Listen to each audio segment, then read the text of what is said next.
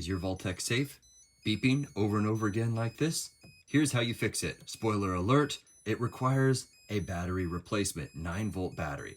But you're probably wondering, well, I'm locked out though of the keypad. So go ahead and take a little mini or micro USB, I forget which one this is.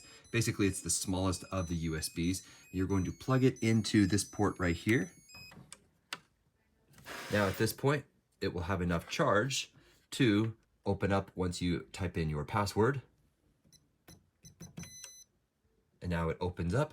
Also, a common reason for this actually beeping over and over again is if there is a jam in the mechanism down there. So if you use this over and over again, it just gets dust or some kind of lint or hair stuck in there.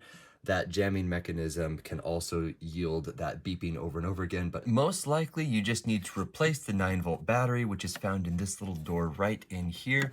Pop that open. There is a ribbon. You simply pull that and out pops the 9-volt battery. Replace the little door. And let's go ahead and test it. And let's confirm that by removing the power source and see if it actually opens up correctly. Nice, there's a lot of power in there now.